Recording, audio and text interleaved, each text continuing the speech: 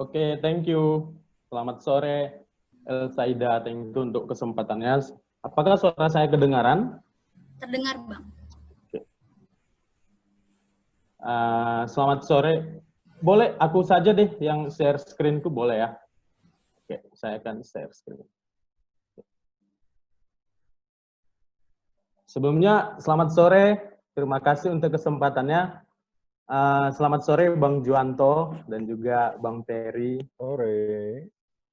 Saya pribadi bersyukur diberi kesempatan berbagi di acara ini.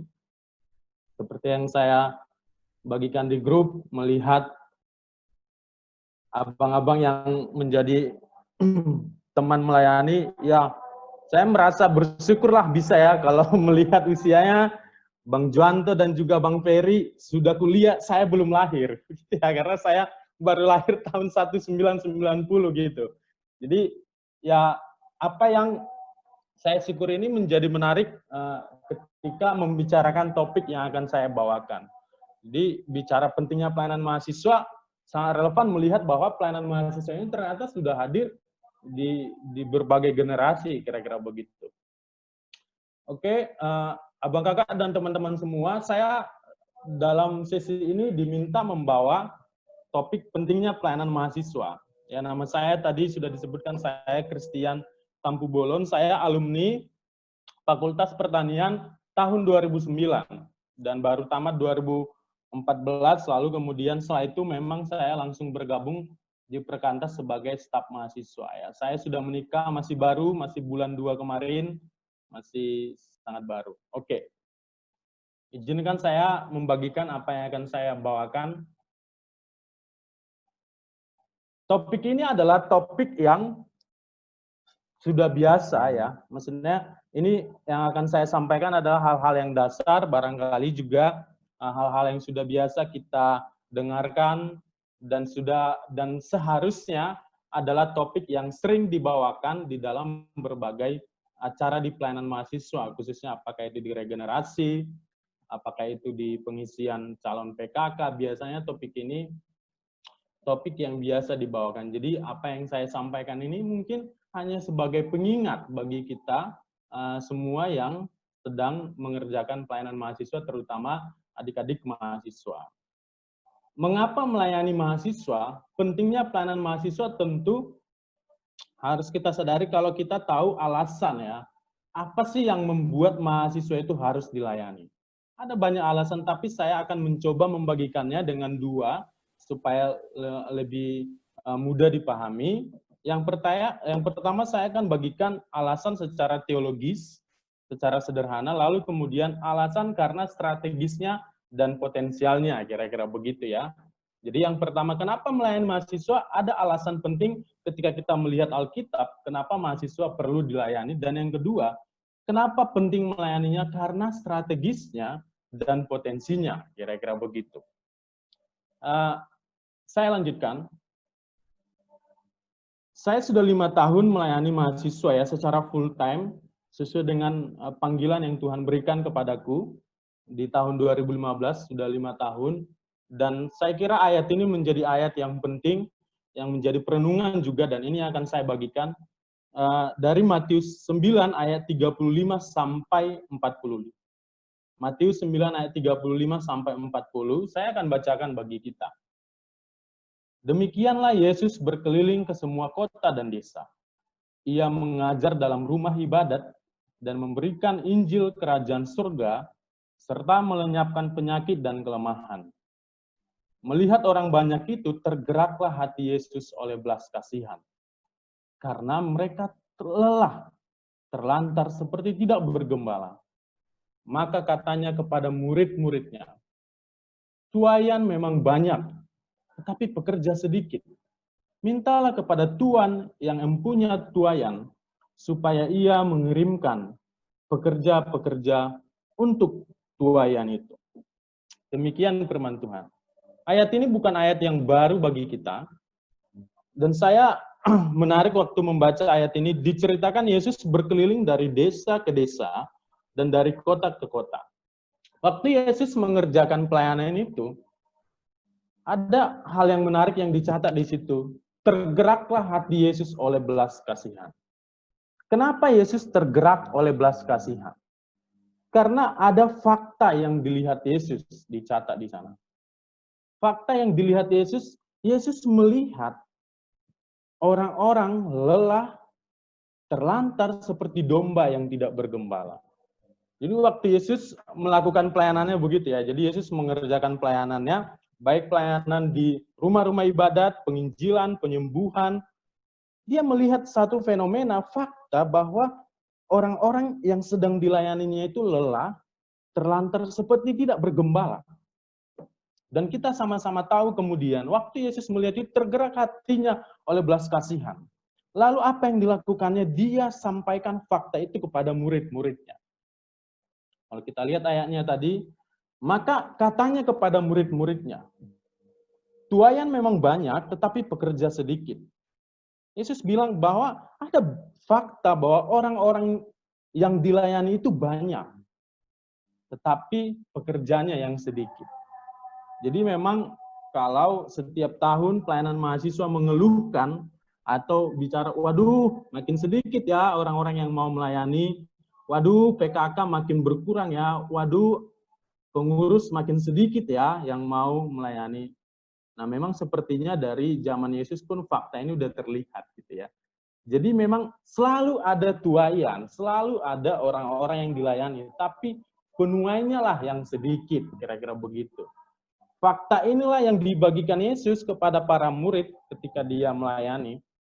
Dan dia berkata, karena itu mintalah kepada Tuhan yang empunya tuaian, supaya ia mengirimkan pekerja-pekerja untuk tuaian itu. Fakta itulah yang dibagikan Yesus. Dan memang kita harus sama-sama menyadari, itu pula yang diperintahkan Yesus ketika dia akan meninggalkan dunia. Bahwa ada orang-orang yang lelah, terlantar, tidak bergembala, yang butuh Tuhan, yang butuh gembala, dan di akhir hidupnya pesan Yesus sangat jelas kepada para murid. Beritakanlah Injil. Karena itu pergilah, jadikanlah semua bangsa muridku, dan baptislah mereka dalam nama Bapa, Anak, dan Roh Kudus, dan ajarlah mereka melakukan segala sesuatu yang telah kuperintahkan kepadamu. Teman-teman, apa yang sudah dilakukan Yesus ketika dia ada di dunia, itu yang dimintanya ulang untuk dilakukan oleh para murid-murid. Pemuritan, penginjilan, semua yang sudah dilakukan Yesus yang dilihat murid, itu harus dilanjutkan oleh murid-murid. Dan kita sama-sama mengenal. Inilah yang disebut dengan amanat agung. Jadi sampai akhir zaman, apa yang dilakukan Yesus bagi dunia, yaitu pelayanan yang sudah dilakukannya ketika dia hidup, mestinya dilanjutkan sampai akhir zaman. Kalau kita melihat pesan amanat agung ini. Selain itu, kalau kita lihat juga, hal yang sama juga disampaikan oleh Paulus kepada Timotius. Di dalam 2 Timotius 3 ayat 1-4, Paulus dengan jelas berkata, ketahuilah bahwa pada hari-hari terakhir akan ada masa yang sukar. Paulus bilang kepada Timotius, akan ada masa di mana ini menjadi masa yang sukar. Apa yang terjadi di masa yang sukar yang disebut oleh Paulus? Bahwa manusia akan mencintai dirinya sendiri, menjadi hamba uang, mereka akan membual dan menyombongkan diri, mereka akan menjadi pemfitnah, mereka akan berontak terhadap orang tua, dan tidak suka berterima kasih. Mereka nggak mempedulikan agama, tidak tahu mengasihi, tidak mau berdamai, suka menjelekkan orang, tidak dapat mengekang diri, garang, tidak suka yang baik, lebih menuruti hawa nafsu daripada menuruti Allah. Sama seperti yang disampaikan Yesus kepada para murid, ada satu fakta, Paulus juga sampaikan kepada Timotius bahwa ada juga satu fakta nanti, akan ada masa yang sukar ketika orang tidak lagi mencintai Tuhan. Yang dilakukan apa? Mencintai dirinya. Ada berapa ini ya? 1, 2, 3, banyak hal-hal yang disampaikan Paulus kepada Timotius. Dan kita juga meyakini bahwa inilah yang sedang terjadi juga di masa ini. Lalu pesan yang sama juga diberikan Paulus kepada Timotius melanjut pesannya yang disampaikannya itu. Maka dia berkata, di hadapan Allah dan Kristus yang akan menghakimi yang hidup dan yang mati, aku berpesan dengan sungguh-sungguh kepadamu, demi pernyataannya dan demi kerajaannya. Beritakanlah firman, siap sedialah baik atau tidak baik waktunya, nyatakanlah apa yang salah, tegurlah, nasihatilah dengan segala kesabaran dan pengajaran. Apa yang mau saya sampaikan dari dua perikop ini? Teman-teman semua, khususnya para mahasiswa, fakta yang dibagikan Yesus kepada para murid-murid dan juga fakta yang disampaikan oleh Paulus kepada Timotius juga masih ada sampai sekarang. Fakta itu ada di sekitar kita. Siapa itu? Dalam konteks pelayanan mahasiswa, tentu itu adalah mahasiswa. Kalau kita sadari, mahasiswa juga mengalami hal yang sama. Di sekitar kita ada banyak mahasiswa yang lelah, terlantar, seperti yang disampaikan Yesus, yang tidak bergembala. Mereka punya problema yang beragam. Mereka datang dari keluarga yang macam-macam. Mahasiswa juga akan diperhadapkan dengan nilai-nilai dunia yang mencoba menggeser mereka dari kebenaran. Dan kita harus sama-sama menyadari mereka butuh gembala. Mereka butuh Injil. Mereka butuh juru selamat. Mereka butuh dimuridkan. Coba bayangkan, kita bayangkan ya, waktu kita pertama sekali datang ke kampus dulu ya, apakah masih baru atau kita punya bayangan, kita datang dengan keluarga yang beragam, kita datang dengan prinsip hidup yang macam-macam, datang ke sana. Dan kalau kita lihat dengan jeli, apa yang disampaikan oleh Paulus, baik Yesus, baik Paulus, yaitu yang ini, mungkin juga masih menjadi pergumulan mahasiswa. Bagian mana kita, kalau kita lihat inilah yang masih terjadi juga hingga saat ini, barangkali juga yang sedang kita alami. Dan untuk itulah maka pemuritan, penginjilan, pelayanan mahasiswa harus hadir. Dan itu sangat senada dengan vision statement kita ya. Apakah di KMK USU atau di KMK Hukum juga aku coba buat di sana, mahasiswa hukum USU berada dalam kegelapan dan menuju kebinasaan. Inilah yang dipandang. Inilah juga potret yang sama ketika yang disampaikan Yesus, berada dalam kegelapan menuju kebinasaan sehingga mereka membutuhkan Kristus Yesus. Itu fakta yang terjadi. Teman-teman semua, saya ingin sampaikan fakta lain. Saya membaca satu fakta yang dibuat, ada satu survei yang dibuat Barna Group. Barna Group itu adalah lembaga riset di Amerika yang mereka banyak meriset pemuritan, pelayanan kekristenan. Ada fakta yang menarik yang dituliskan di dalam buku You Lost Me. Salah satu hasil temuan survei Barna Group terhadap orang Kristen muda ya, yang berusia 18-29 di Amerika, menunjukkan bahwa 59% responden yang dulunya rutin datang ke gereja sudah berhenti untuk datang gereja. 59% dari yang mereka survei itu udah nggak datang lagi ke gereja. Berhenti datang untuk ke gereja. Itu kan Amerika, Bang. Memang kita tahu bahwa di sana kekristenan udah makin menurun. Oke, mari kita lihat Indonesia. Saya juga akan mengutip apa yang riset yang dilakukan oleh Bilangan Research Center. Bilangan Research Center ini juga adalah lembaga penelitian survei yang banyak meneliti kekristenan, pemuritan di gereja-gereja. Salah satu penelitian mereka yang dilakukan di tahun 2018 dituliskan dalam artikel berjudul "Gereja Sudah Tidak Menarik Lagi bagi Kaum Muda". Dari penelitian mereka yang dilakukan kepada 4.095 generasi muda Kristen yang berusia 15-25 tahun, dilihat hasilnya sekitar 91,8 remaja Kristen di Indonesia masih rutin ikut ibadah. Mereka masih rutin, masih ke gereja, sekitar 91,8. Tapi ternyata dalam penelitian lanjutan, persentase remaja yang tidak rutin itu makin meningkat. Jadi mereka makin tumbuh, makin nggak mau, kira-kira begitu ya. Jadi di usia 15-18 tahun remaja yang tidak rutin, itu sekitar nggak rutin itu naik 7,7. Baru naik lagi 10,2 waktu mereka berusia 19-22. Jadi setiap naik usianya, maka mereka makin nggak mau ke gereja. Itu hasil penelitian Bilangan Riset. Jadi dari penelitian mereka, 1 dari 3 remaja Kristen yang rajin ke gereja, katanya berpotensi untuk tidak lagi rutin ke gereja. Menurut penelitian Bilangan Research Center. Dan mereka tanya, mengapa? Kenapa anak muda nggak mau lagi ke gereja? Dari hasilnya 28,2% bilang ada kegiatan yang lebih menarik di luar gereja. Banyak kegiatan yang lebih menarik, sekitar 28 menjawab begitu. Tapi menariknya 21,2% merasa pemimpin atau kepemimpinan gereja itu buruk. Nggak relevan sama mereka. Nggak bisa diteladani, kira-kira begitu. Itu fakta yang ditemukan. 12,4% menilai bentuk ibadahnya udah nggak menarik nih. Dan yang terakhir 11,2% merasakan banyaknya kepura-puraan di dalam gereja. Teman-teman semua, apa yang mau saya sampaikan dari data ini? Maka mereka menyimpulkan, sekitar 61,8% remaja merasa bahwa gereja sudah tidak menarik dan tidak cocok bagi mereka. Catatannya adalah, ada 3, khususnya rekomendasi mereka bahwa salah satu yang mempengaruhi anak muda enggak ke gereja adalah bicara pemimpin dan kepemimpinan buruk yang ada di sana. Kepemimpinan buruk itu meliputi yang pertama, bahwa pemimpin yang di sana itu tidak punya vision. Tidak ada visi yang besar dan menantang. Jadi orang-orang yang melayani hanya sekedar melakukan doing ya. Jadi mereka nggak nangkap, nggak melakukan karena visi, katanya begitu. Jadi nggak ada visi. Jadi semua kegiatan-kegiatan hanya ritual ya sudah dilakukan. Misalnya ya mungkin kalau aku berkaca mungkin gerejaku, saya sendiri gereja KBP, ya lakukan ibadah minggu, lakukan pertanian, lakukan ini, lakukan itu. Nggak didorong oleh visi, katanya begitu.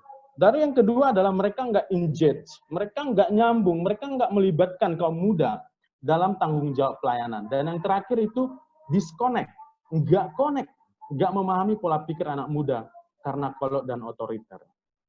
Apa tujuan saya menyampaikan ini? Adik-adik, rekan-rekan semua, Bang Kakak, bahwa ternyata melihat ini maka pelayanan mahasiswa itu menjadi pelayanan alternatif yang sangat penting. Walaupun memang harusnya ini tanggung jawab gereja, tapi sebagai para church, sebagai mitra gereja, sebagai perpanjangan tangan gereja, bukankah semua ini, tiga-tiga ini adalah hal-hal yang ditemukan di pelayanan mahasiswa.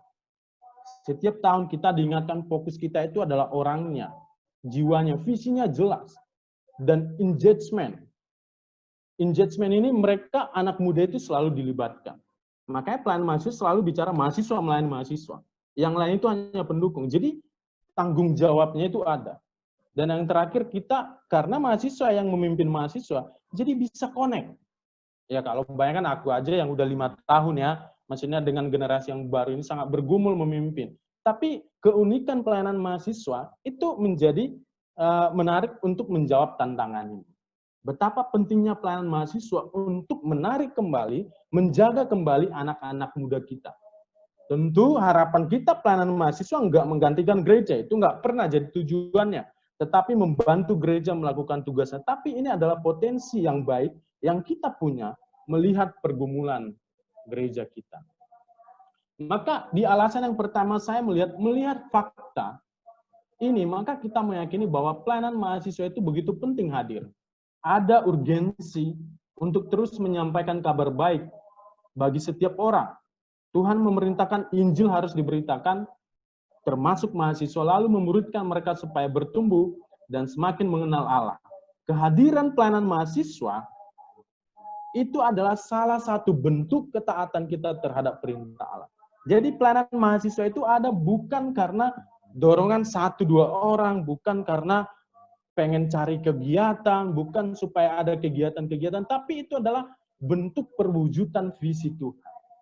Itu bagian yang pertama. Itu yang membuat kita harus melayani mahasiswa. Yang kedua, mudah-mudahan masih bisa diikuti. Yang kedua, alasan yang saya sebutkan tadi, alasan strategis dan potensinya mahasiswa itu. Teman-teman semua, kita harus menyadari bahwa mahasiswa itu adalah kelompok yang sangat khas. Kenapa khas? Karena pelayanan mahasiswa itu sangat homogen. Mirip, sama di dalamnya semua ya, pemikirannya sama, dan masa mahasiswa itu adalah masa terjadinya kristalisasi pandangan hidup, masa yang tepat membentuk karakter.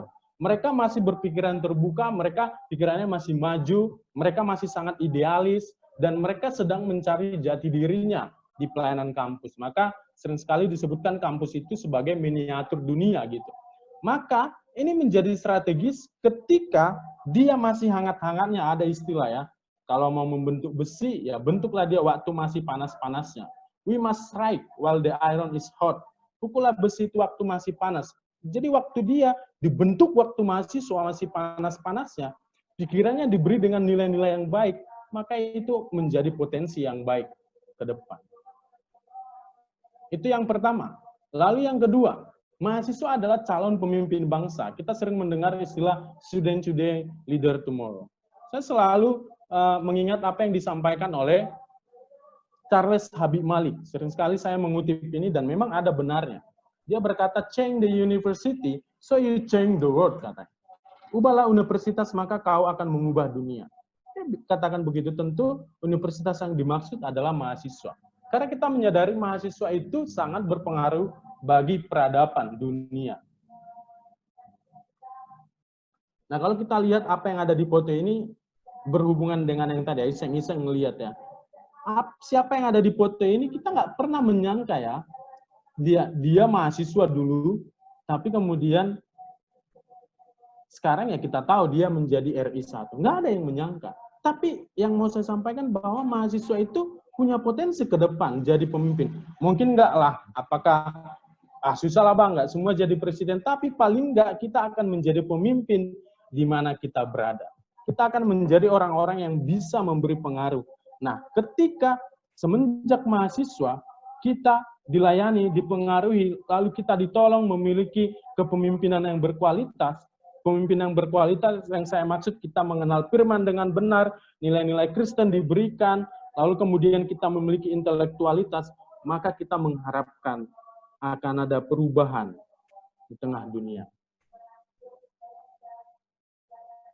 Dan bagaimana melakukannya? Tentu saya tidak akan banyak di sini. Kita sering melakukannya dengan yang kita melakukan penginjilan, pembinaan, pelipat gandaan, dan pengutusan. Maka alasan kedua, kenapa penting pelayanan mahasiswa, saya mau sampaikan. Teman-teman semua, dengan melayani mahasiswa, kita sedang ikut berkontribusi mengubah dunia. Mengubah dunia, semua bidang. Cara memperbaiki kualitas pertanian, layani mahasiswa pertanian. Cara memperbaiki kualitas hukum, layani mahasiswa hukum. Cara kita menolong melayani ke daerah-daerah, layani mahasiswa. Cara kita membawa perubahan ke Tobasa, mahasiswa-mahasiswa di Tobasa. Tentu itu harapan ideal ya. Walaupun banyak pergumulan, tapi potensi itu ada. Ketika semua bidang dan di kampus semua bidang ada. Cara melayani memperbaiki pendidikan, layani mahasiswa pendidikan. Supaya kelak menjadi guru. Nah inilah yang saya sampaikan dan sangat senada juga dengan sekali lagi vision statement kita. Mahasiswa hukum berada dalam kegelapan, alasan yang tadi pertama yang kusebutkan, menuju kebinasaan, dan harapannya siap diutus sebagai alumni yang berkualitas, menjadi garam dan terang.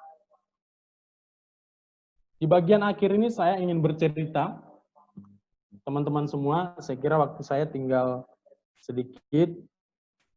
Apa yang ada di layar ini adalah foto saya dengan adik saya. Saya mau sampaikan bahwa kami adalah dua bersaudara. Tetapi ada beberapa persamaan dan perbedaan yang kami miliki. Dua laki-laki bersaudara, tetapi persamaannya adalah dua-dua anak muda ini pernah jatuh di dalam dosa yang tidak mudah. Dua-dua ini semenjak SMA pernah terjatuh di dalam pengaruh narkoba. Dua-dua. Karena mereka lahir dari keluarga yang tidak terlalu baik, tidak terlalu harmonis, dan lingkungan memaksa mereka harus mengikuti apa yang terjadi di sekitar dua-dua. Persamaan mereka di sana. Tapi apa yang membuat mereka berbeda? Pria yang di sebelah kiri tentunya saya adalah orang yang diberi kesempatan untuk menjadi mahasiswa di tahun 2009. Datang ke kampus, bertemu dengan pelayanan, mendengar Injil, dibina di kelompok kecil. Akhirnya dengan pertolongan Tuhan, pertemuan dengan Tuhan, membuat dia mempunyai perubahan.